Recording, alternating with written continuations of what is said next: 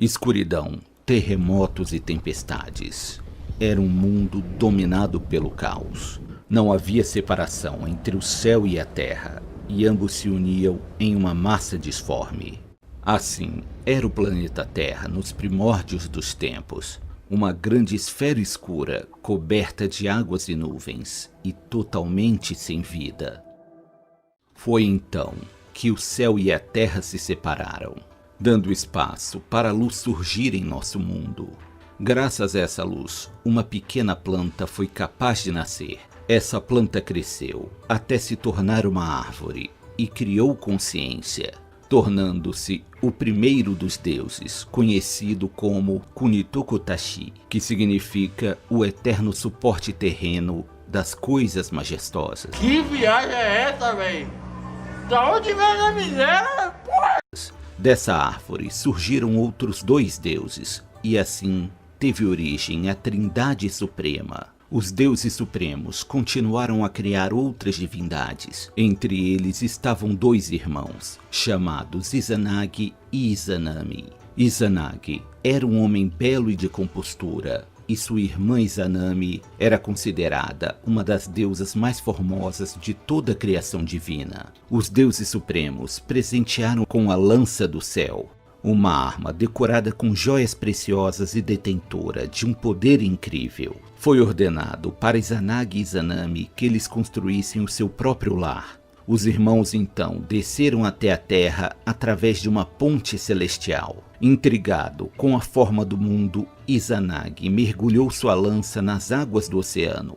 As gotas que pingavam da lança criaram a primeira ilha, chamada de Onogoroshima. Ao criar a ilha, duas aves pousaram nela, e fascinados, os dois deuses observavam o carinho que as criaturas compartilhavam. E assim, eles aprenderam o que era o amor. E inspirados por esse sentimento, decidiram continuar com a criação do mundo. Eles então criaram um grande pilar e iniciaram uma dança ao seu redor, com a intenção de fortalecer os seus poderes. Durante a dança, o casal trocava olhares, e no final do ato, Izanami elogiou a beleza de Izanagi, e ele devolveu o elogio. Incapazes de resistir aos seus impulsos, eles consumaram sua paixão. No entanto, essa união não gerou bons frutos. Mas coragem tem, e depois que aconteceu, né?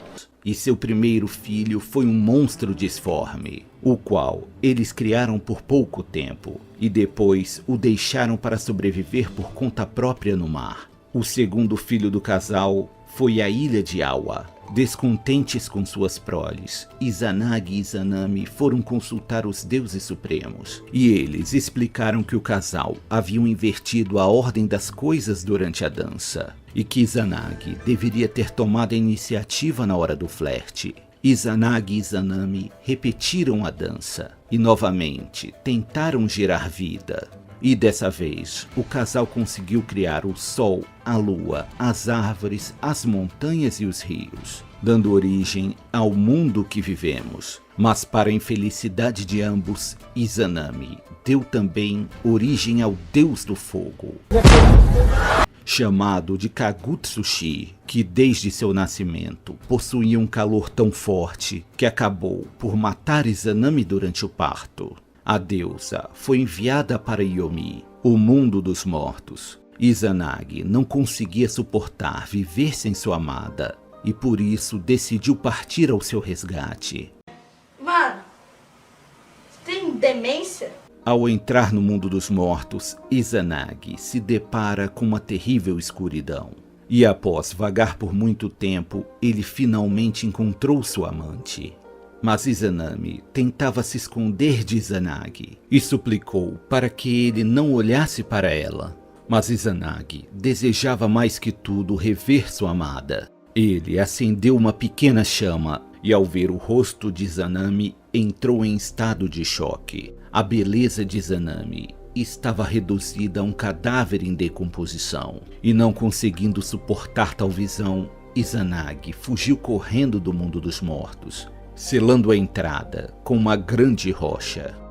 Para se livrar do cheiro de morte, Izanagi foi se banhar nas águas do mar. E ao retirar suas roupas, muitas criaturas místicas como os Onis e os Yokais saíram de seu corpo. E alguns também acreditam que os seres humanos também surgiram a partir daí. Ainda durante seu banho ritualístico, Izanagi deu origem aos 3 yokais mais poderosos, sendo Amaterasu, que ficou encarregada de cuidar do sol e sua caminhada no céu, Tezuko Yomi, que ficou responsável pela lua, e Susanoo, que deveria proteger os oceanos e tem o poder de criar tempestades. Izanagi e Izanami nunca mais se reencontraram.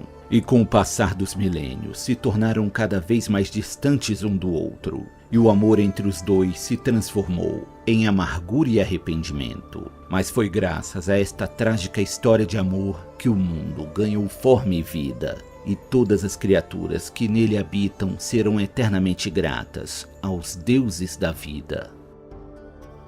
2000 anos depois.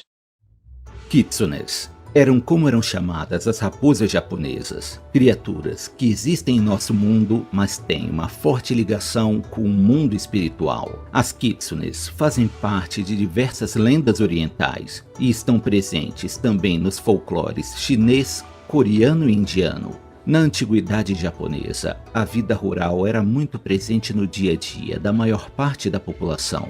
E esse convívio com a natureza trouxe uma aproximação entre os seres humanos e as raposas, dando origem a diversas lendas sobre esses incríveis animais. Na maior parte das vezes, as kitsunes eram vistas como criaturas benevolentes e símbolos de inteligência e astúcia, fazendo jus ao termo esperto como uma raposa. De acordo com as lendas, as raposas são divididas em 2 classes diferentes. As Zenko, que são mensageiras da deusa Inari, uma divindade da agricultura, da fertilidade e da boa sorte, e também eram responsáveis por proteger a entrada dos templos shintoístas. Sendo assim, as kitsunes poderiam transitar entre o mundo dos homens e o mundo dos espíritos para se comunicar com a deusa. Essa carga de simbolismo provavelmente vem do fato de as raposas viverem em tocas subterrâneas, sendo essas consideradas passagens para o outro mundo. Haviam também as Yako, que tinham um comportamento malicioso e poderiam fazer mal para os seres humanos, atacando os galinheiros e destruindo as plantações durante a noite. A Kitsune desenvolvia novas habilidades conforme ia envelhecendo. Ela aprendia a falar como humano e até mesmo assumir a forma humana. Em algumas lendas, essas raposas assumiam a forma de belas mulheres e procuravam se casar com homens de boas famílias, ou mesmo se casavam por amor verdadeiro, sendo capazes de manter a forma humana por um período de tempo indeterminado. Por essa razão, no antigo Japão, mulheres com comportamento ambicioso ou lascivo também eram chamadas de kitsunes. Essas criaturas também poderiam assumir a forma de espíritos para possuir pessoas e entrar em seus sonhos. Elas faziam uso dessa possessão para poder visitar os festivais de primavera e desfrutar da companhia humana. Uma das características da Kitsune é que ela irá sempre se esforçar para cumprir uma promessa feita aos homens. Segundo os mitos, uma raposa que chegasse à idade de 100 anos desenvolveria uma segunda cauda, e suas habilidades mágicas chegariam a um novo patamar. E após viver 1000 anos, a raposa se transformaria em uma Kyubi no Kitsune, a lendária raposa de 9 caudas. Como Kyubi, ela chegaria a um status quase divino. O maluco é brabo. Mano, tu é um guerreiro. Além das 9 caudas, seu pelo se tornaria prateado ou dourado. Seria capaz de soltar fogo pela cauda ou pela boca, e ainda poderia ver e ouvir todas as coisas que acontecem no mundo. Caso uma raposa de 9 caudas se tornasse maligna, poderia causar um grande estrago no mundo, e muitos desastres naturais como incêndios, terremotos e fortes vendavais são atribuídos à fúria de uma poderosa Kitsune. A mais famosa raposa de 9 caudas foi Tamamo no Mae, que foi responsável por causar guerras e desastres na Índia, China e Japão, e quase tirou a vida do imperador japonês Konoe, tendo sido morta em um combate contra 2 samurais lendários chamados Kazusa Nozuki e Miura no Subi. A kitsune ainda é famosa na cultura japonesa, e graças às suas aparições em mangás e animes, a criatura tem fascinado milhões de pessoas em todo o mundo.